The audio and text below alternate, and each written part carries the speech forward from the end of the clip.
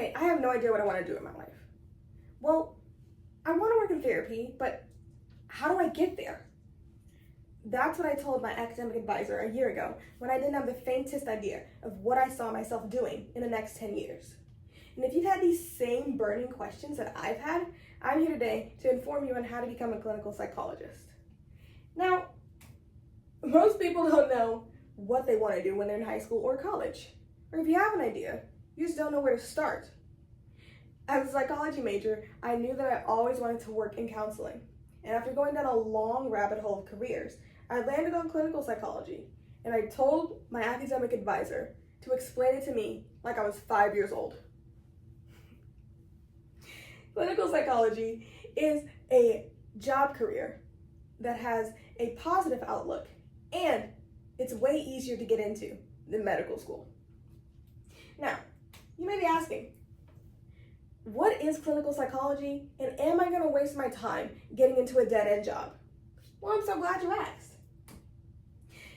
Clinical psychologists diagnose and treat patients with psychological testing and research. Over the next 10 years, the Bureau of Labor Statistics says that there will be a 7% job increase and 14,000 jobs open each year. That's more than the national average. And they make a pretty penny too. The median salary is about $92,740 a year, roughly $44 an hour. If you're in the top 10% of clinical psychologist earners, you can make at least $150,000 a year. And the great thing is you can work anywhere. You can work in a school, a hospital, or a private practice. And it doesn't stop at mental health. Some clinical psychologists work with people who suffer from cancer, high blood pressure, heart disease.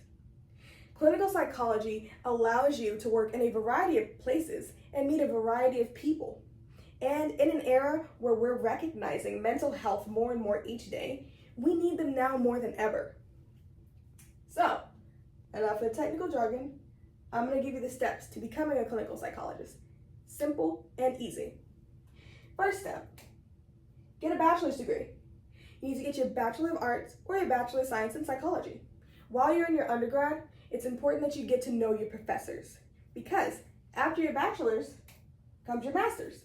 And most master's programs require that you get letters of recommendation from your professors, which is why I say it's important to get to know them. They can't write a letter of recommendation for you if they don't know you. This is your literal career on the line. So, after 4 years of undergrad, 2 years of master's, it's time for your PhD. Now, this is the long part.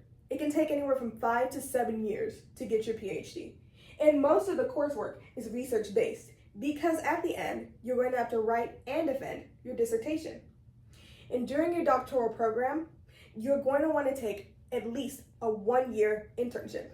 So you have to get experience before you get experience. All right, and after that, only 13 years of school, you can wipe the sweat off your brow because now you're a clinical psychologist. Listen, I know, clinical psychology, it's a long road to get there, but the coursework is worth it because of the job satisfaction, and there's a nice salary to match.